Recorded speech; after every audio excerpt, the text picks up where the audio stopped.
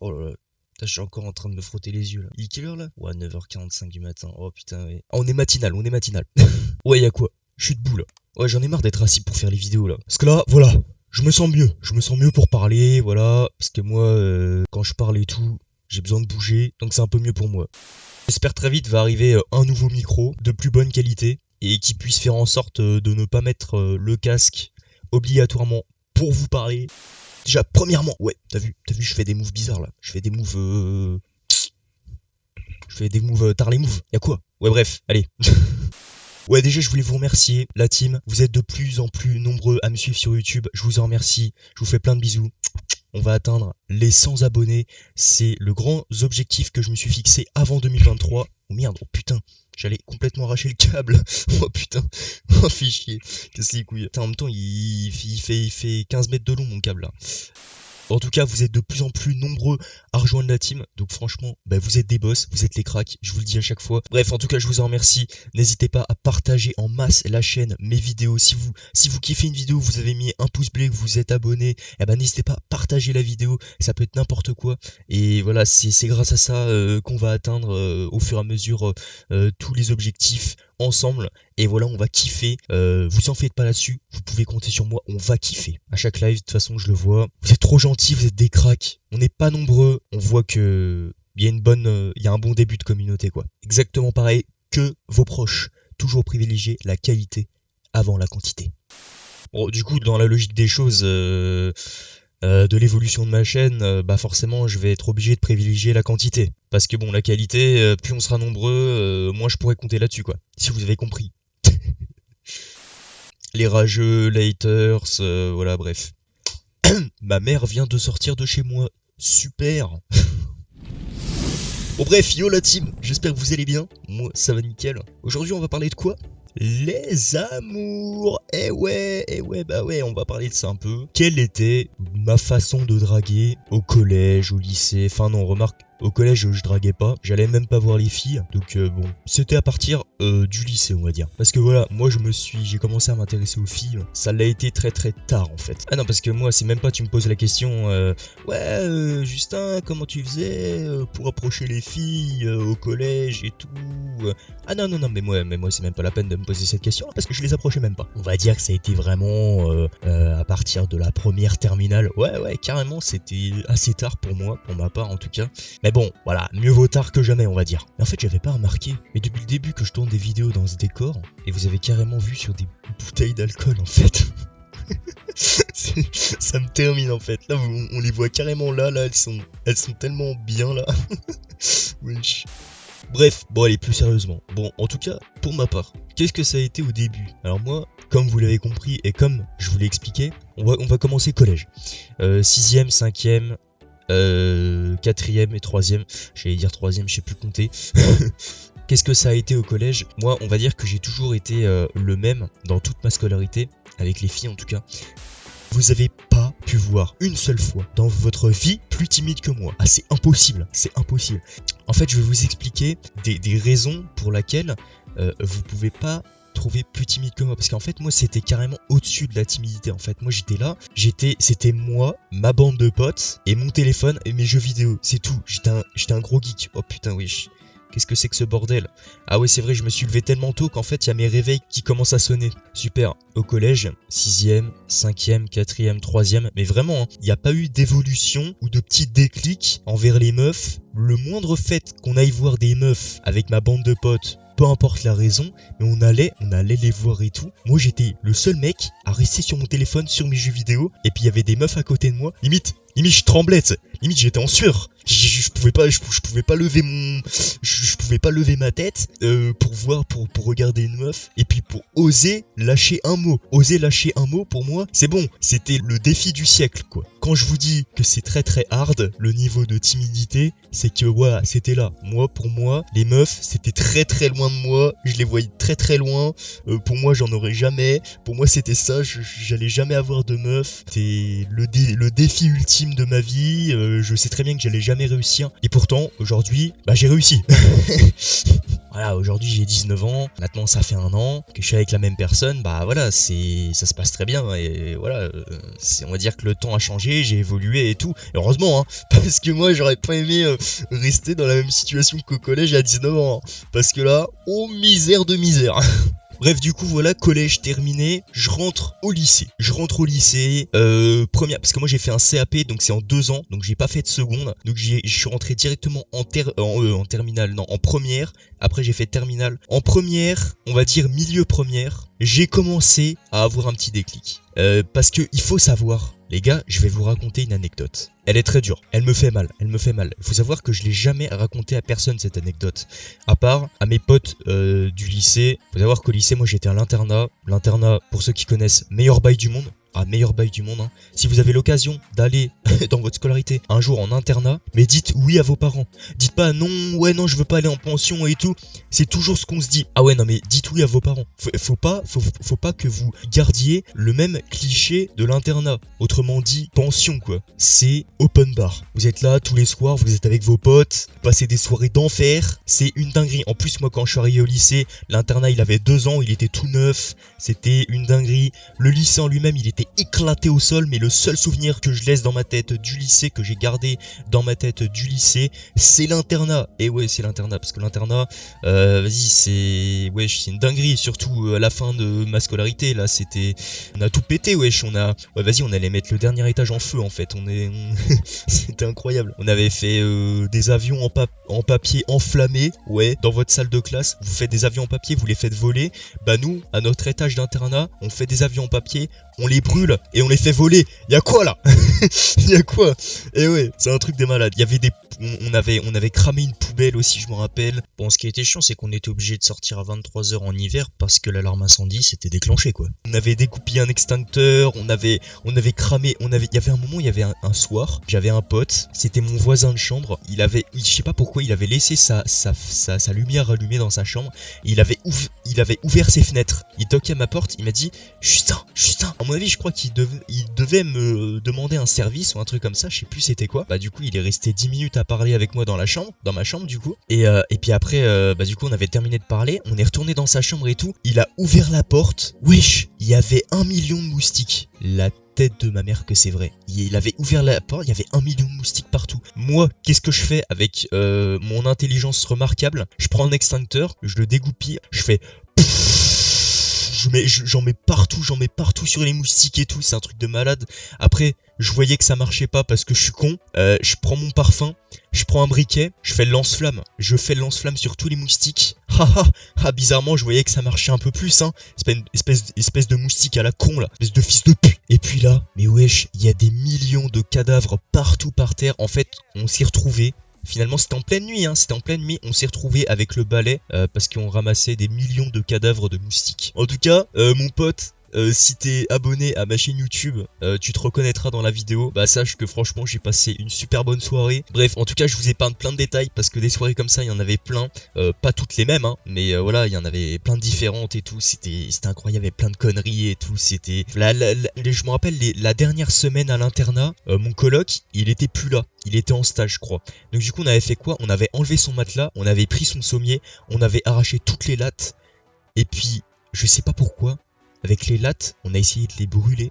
On a essayé de faire un feu de camp, mais dans la chambre. Mais c'est n'importe quoi. Je m'étais roulé un joint, mais comme as, frère.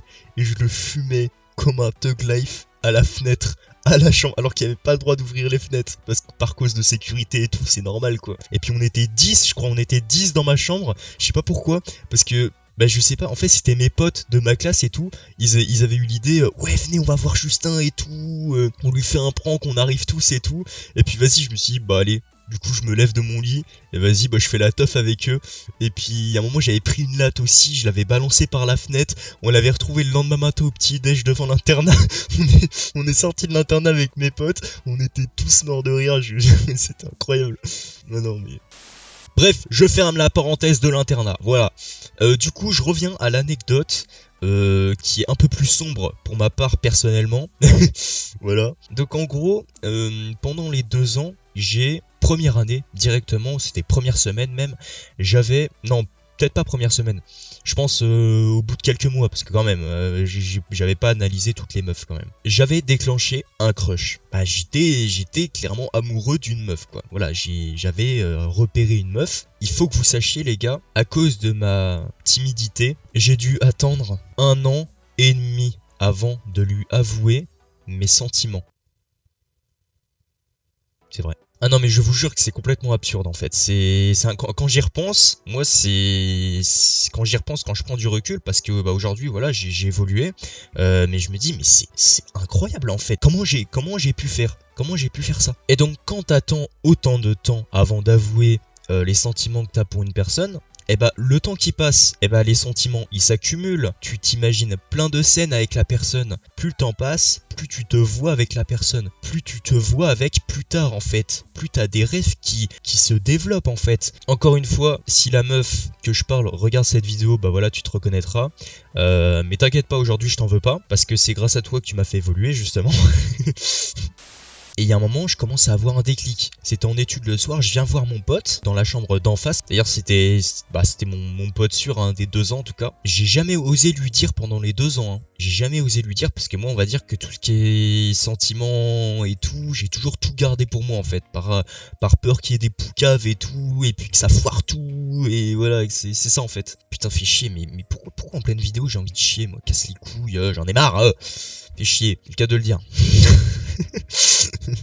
Bon bref. Et donc du coup je viens le voir et tout. Je lui dis voilà il y a une meuf dans le lycée. Bah voilà je l'aime quoi. Je lui ai dit comme ça je crois. Un truc je sais plus comment je lui ai dit mais voilà je lui ai dit comme ça. Enfin je lui ai fait comprendre que j'avais des sentiments pour une meuf quoi. Et puis il me dit ah ouais mais super et tout. Elle s'appelle comment Ah oui il faut savoir que mon pote en fait il avait voilà c'est ça en fait. C'est ça que ça avait commencé à me faire regretter de lui avoir dit. Parce que mon pote il avait commencé à poucave à ses autres potes. Vas-y. Ah ouais mais ses autres potes j'étais pote avec eux, ok, j'étais pote avec eux aussi. On va dire que ça passait un peu. On va dire que je faisais confiance à peu près à tout le monde. Mais je pouvais pas.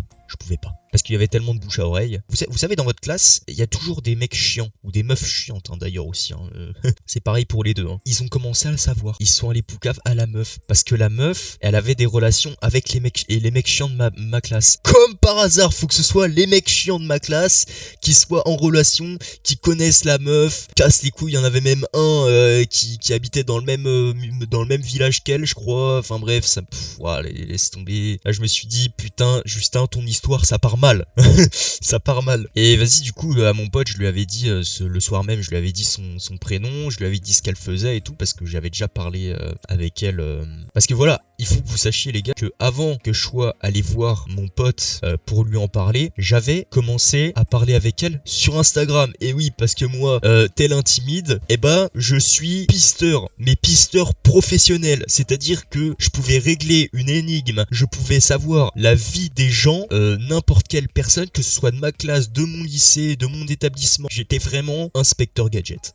Bah, tout simplement parce qu'en fait je n'osais pas aller parler aux gens, puis je pistais tout sur les réseaux en fait. Ceux qui sont un peu pareils dans ce délire là, parce qu'il y en a, hein, je suis pas le seul, hein, vous vous reconnaîtrez. Et il faut savoir que avant que je la DM cette meuf, mais j'ai dû attendre des semaines voire des mois. Mais c'était un truc de ouf. J'osais pas en fait, Déjà, il faut savoir qu'elle était en compte privé sur Insta. Donc du coup, je l'ai demandé. Par chance, elle m'a accepté. D'ailleurs, quand j'avais reçu la notif, en fait, chaque acte que tu reçois de la personne indirectement vers toi, bah ça paraît, mais une réussite totale, même si c'est que dalle. Parce que au bout, encore une fois, d'1 an et demi d'attente, eh bah t'accumules des trucs. Vous voyez ce que je veux dire, t'as capté. Donc du coup, je l'avais ajouté, elle m'avait accepté. Ok, là j'ai été refait mais un truc de malade. Faut savoir que mon texte, je crois que j'ai dû mettre une journée entière à réfléchir comment je le formulais et à l'écrire. J'ai envoyé le texte, mais le texte c'était du grand n'importe quoi. J'avais des questions mais de merde. Les premières questions je disais directement est-ce que t'es en couple, c'était du grand n'importe quoi. Je manquais limite de respect sans m'en rendre compte en fait. Enfin, ah oui, non mais il y avait ça aussi. Je posais des questions mais que en ce qui me concerne moi. Je posais pas de questions en ce qui concernait elle. Donc ça veut dire hop, déjà d'entrée de jeu je débarque, le mec il pense qu'à sa gueule, il en a rien à foutre de la meuf. C'est du grand n'importe quoi. En tout cas la meuf en question s'appelait Noémie, voilà. Encore une fois si tu regardes la vidéo, bah voilà, merci de m'avoir fait subir cette expérience. J'espère en tout cas que tu vas bien, que t'es un super petit copain aussi. Surtout pas digne de moi. Il y a un moment, bah voilà, le temps il passe. Et donc du coup, en fait elle voyait pas qui j'étais. Pardon, excusez-moi. Elle voyait pas du tout qui j'étais dans le lycée. Donc du coup, elle m'a dit, vas-y, envoie une photo. J'envoie une photo de moi. Faut savoir que faut savoir que je ressemblais pas du tout à ce que je ressemblais là à l'époque. Ah non, pas du tout. J'étais vraiment... C'était ma période d'évolution glow-up, on va dire. Voilà, c'était à ce moment-là. Donc, c'était une catastrophe. Je cherchais à bien m'habiller et tout, mais c'était catastrophique. Limite, fallait que je reste plouc, comme à l'époque du collège. Ouais, parce que je m'habillais comme un plouc avant, c'était une catastrophe. Bah, ça commençait mal de base, en fait. Mais moi, je me rendais pas compte parce que j'avais pas d'expérience. Je suis au lycée, j'étais en première... J'avais toujours pas une meuf. Bah ouais. Bah, enfin, si. La dernière meuf que j'avais eue avant celle-là, je devais avoir, je sais pas, 10 piges à peine. Donc, vas-y, laisse tomber. Ça faisait trop longtemps, quoi. Et puis, les relations à 10 piges, pas celles qu'on a à 18, à 17, 18, 19 ans, quoi. On n'a pas du tout le même cerveau et tout. On n'a pas le même fonctionnement, tu vois. On va dire que dans un couple à 10 ans, on fait pas les mêmes choses que dans un couple à 19 ans, quoi. Voilà, c'est normal. Et donc du coup c'est chiant parce que quand les mecs chiants de ma classe ont commencé à savoir que j'étais en kiff sur elle, et bah à chaque fois quand je la croisais dans les couloirs ou dans la cour, parce qu'elle savait à quoi je ressemblais, elle m'avait cerné, elle savait qui j'étais. Et bah en fait c'était le moment le plus stressant à chaque fois quand je passais dans les couloirs et tout. Je la voyais, je l'avais repérée, je sortais direct mon téléphone, je faisais mine de rien, je l'avais pas vue et tout. je faisais genre, je discutais avec mon pote et tout, mon pote il me parlait et tout, je disais ah ouais, non mais c'est vrai, je suis d'accord et tout, pendant qu'on se croisait et tout. C'était une catastrophe. Ah non mais c'était vraiment les pires moments, je vous jure les gars, la team, que c'était les pires moments, ces moments-là. J'en ai bavé à chaque fois quand on se croisait, c'était parce que moi j'étais timide, donc du coup j'osais même pas regarder en fait. Parce que moi, tu vois, je suis là, je suis le mec tout gentil, tout mignon, qui veut de mal à personne, je ferais pas le mal à une mouche, mais j'observe juste la fille en fait, je l'observe de loin, j'aime bien l'observer de loin, je trouve ça, enfin parce que j'aime bien admirer les belles choses quoi. Non parce qu'en vrai voilà, elle me plaisait pas mal quoi, elle était très jolie quoi. Et bref, ça je me rappelle que c'était les pires moments quoi, parce qu'en plus des fois elle était assise avec les mecs chiants de ma classe, ça faisait qu'empirer les choses. Et puis des fois les mecs chiants de ma classe et tout, ils disaient ouais Justin, allez viens t'asseoir avec nous et tout. Allez, j'étais là, dans ma tête j'étais en mode mais les fils de pute, mais c'était ça en fait. Ah mais vous pouvez même pas imaginer, les mecs chiants de ma classe, mais comment je les haïssais en fait. Et donc, pour finir, il y a un soir, les soirées d'internat ça se passait comme ça, il y avait l'étude, et après il y avait la pause, et après on retournait tous dans nos chambres, et à 22h, hop, extinction des feux quoi. Voilà, il y a un moment où on termine l'étude et tout, moi je vais à la pause clope, et avant d'y aller et tout, je reprenais mon téléphone, parce qu'on n'avait pas le droit au téléphone pendant l'étude, j'avais des notifs de la meuf, et puis elle me disait, ouais si tu veux, on peut se voir et tout. Il y a un moment je suis là, j'ai la goutte de sueur, là je suis en mode panique totale, je viens voir mon pote dans sa chambre et tout, ouais mais comment je fais, qu'est-ce que je fais et tout. Elle m'a proposé de sortir et tout. Bah voilà, je roule ma clope, je m'habille bien et tout, je mets masse, parfum et tout, je fais un truc de malade et tout. Je sors dehors, je suis tout seul, il y a pas mes potes, parce qu'il faut savoir aussi, et là je parle aux gars et pas les filles, hein. Vous savez très bien comment nous on est par rapport aux meufs. Quand il s'agit qu'il y a un mec qui veut aller voir son crush, eh bah le mec, il y va tout seul. La meuf, quand elle veut aller voir son flirt, eh bah elle y va jamais toute seule. Eh ouais, elle y va jamais toute seule, elle y va toujours accompagnée de ses copines. Et souvent ça marche pas. Pourquoi ? Bah justement à cause de ce problème. Parce que la copine, elle est là, la meuf qui est en flirt, elle écoute les conseils à la con de sa copine, mais pourtant sa copine, c'est pas la meuf. Donc il y a un moment, faut arrêter, il faut se séparer les meufs, voilà. D'accord, vous êtes très fusionnels entre vous les meufs, mais il y a un moment, voilà, séparez-vous quand il s'agit des relations. Enfin, faites en sorte de lâcher vos copines. Voilà, qu'elle aille voir d'elle-même, qu'elle apporte son propre jugement d'elle-même, qu'elle observe le mec d'elle-même, qu'elle fasse tout d'elle-même en général. Il y a un moment, les meufs, arrêtez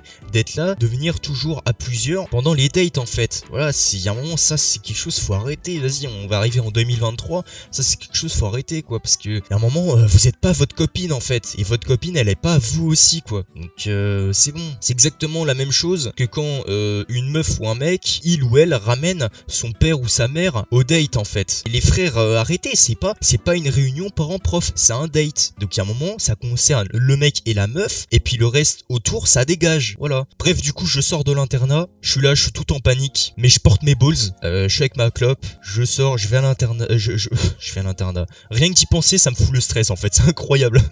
Je passe par l'accueil, je vais à la pause, putain, je sors du bâtiment, je vois petit dehors, je vois la meuf, et là, elle est avec sa copine.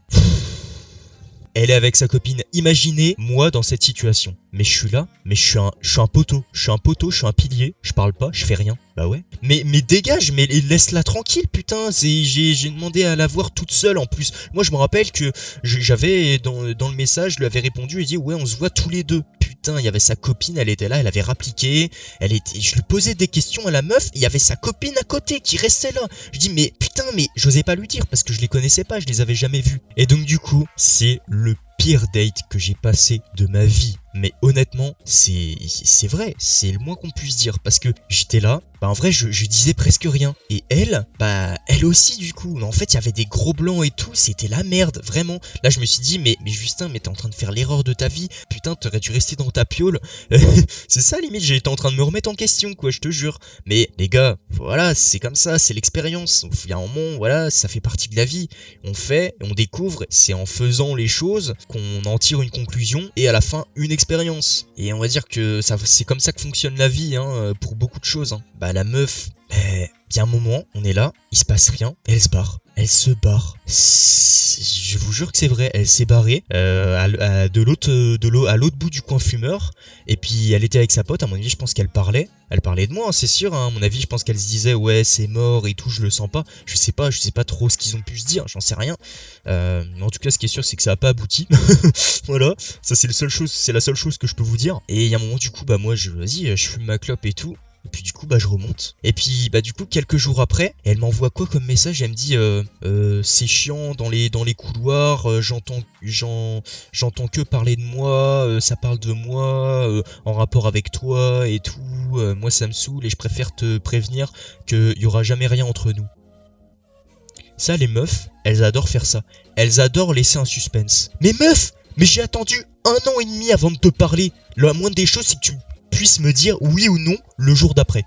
Vraiment. Eh ben je vais vous dire directement ce qui s'est passé après. Ne faites jamais ça. Même si vous êtes timide, ne faites jamais ça. N'attendez jamais autant de temps avant de parler à une meuf. Ne faites jamais ça. Parce que le jour où vous allez lui parler, si tout se passe bien, parfait. Le cas contraire, elle vous recale, bah là c'est limite suicidaire en fait. Non mais je vous le dis. Bon, je vous dis pas ça parce que j'en suis allé à me suicider, hein, loin de là, hein, pas du tout. Hein. Moi, c'est pas du tout mon style. Hein. Mais c'est juste que ça a été la grande dégringolade dans ma vie en fait. J'avais plus du tout confiance en moi. Le lendemain matin, au réveil, je suis allé en cours en pleurant. Je vous jure que c'est vrai. Et ça pendant une ou 2 semaines. Et on va dire 3 à 4 mois après, voire 5 mois même, ça a été très dur dans ma tête, ça a été très dur pour moi. J'arrivais à rien, mes notes baissaient, mes résultats de notes baissaient. Je parlais à plus personne, j'étais complètement réservé même avec mes potes. Déjà qu'à la base j'étais déjà bien réservé alors.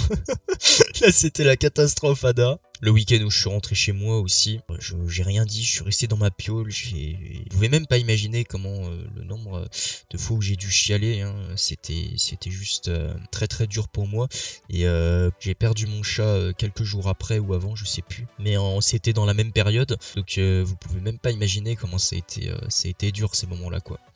C'était l'année 2020. L'année 2020, je m'en souviendrai toute ma vie. Il y avait carrément des profs et tout qui étaient venus me voir dehors. Ils me disaient bon allez viens Justin on va parler dehors et tout. Parce que je rentrais en classe, j'avais les yeux rouges, en pleurs et tout. Il y avait des gens, ils pouvaient peut-être bien croire que j'avais fumé un joint. Il y avait peut-être des gens, ils pouvaient peut-être bien croire que ah ouais c'est le matin, il est pas réveillé et tout. Non j'étais juste en pleurs en fait. J'étais complètement au plus bas en fait. J'étais au plus bas au niveau du moral, au niveau du cœur, c'était n'importe quoi. Hein. Mais les gens autour de moi, ils arrivaient pas à comprendre parce qu'ils comprenaient pas ma logique en fait. Parce que les gens autour de moi, ils me disaient mais je comprends pas pourquoi tu peux être aussi triste pour une meuf qui t'est recalée. Mais moi je leur ai dit tout simplement que quand t'attends autant de temps avant de parler à une une meuf et que t'accumules beaucoup de trucs dans ta tête avec elle, c'est le jour où où tu te fais recaler que t'es au plus bas en fait. Parce que t'as attendu tellement de temps que tu peux pas t'imaginer une recale en fait. Tu t'imagines que le bien, donc c'est-à-dire elle accepte de sortir avec moi, elle accepte tout, mais en fait j'ignorais carrément le fait qu'elle puisse me dire non en fait. Alors que c'est une chose qui peut très bien arriver. Parce que la meuf, je lui avais toujours pas avoué mes sentiments, elle me connaissait pas. Voilà, on peut pas plaire à tout le monde. C'est ça en fait, c'est normal hein. Donc voilà la team, c'est comme ça que se termine ma grosse anecdote du lycée, qui m'a fait très mal, mais bon, on en tire toujours une bonne expérience. Pour ma copine actuelle, j'ai pas employé les mêmes techniques pour me rapprocher d'elle que la meuf du lycée. Ah non. Parce que sinon, je pense que là, il y aurait eu un petit problème quoi. Dans la logique des choses, voilà, quand tu fais une erreur, l'idée c'est de pas la reproduire. Putain, j'en suis déjà à 1 heure de rec, wesh. Vas-y, le temps passe vite, c'est incroyable. Voilà le montage que j'aurais à faire, moi. La seule technique de drague que je pourrais me permettre de vous conseiller, c'est de rester tout simplement comme vous êtes. Restez comme vous êtes, restez naturel, et voilà, c'est tout. Bref, en tout cas la team, voilà, j'espère que ça vous a plu. En tout cas, si c'est le cas, mettez un gros like, objectif de 5 likes dans cette vidéo. Abonnez-vous pour ceux qui me connaissent pas. Partagez en masse la vidéo, partagez en masse. Mets un commentaire à la vidéo pour me dire ce que t'en as pensé. Si tu veux me poser des questions, voilà, sur ta relation actuelle ou sur ton célibat actuel, il y a toutes les situations possibles et il n'y a pas de honte hein, d'ailleurs. Et voilà, n'hésite pas à m'en faire part en commentaire. Ça, c'est fait pour ça. Et voilà, je m'en ferai un plaisir de te répondre. En tout cas, voilà la team, on se laisse là-dessus. Je vous dis à très bientôt dans une prochaine vidéo. Allez, ciao!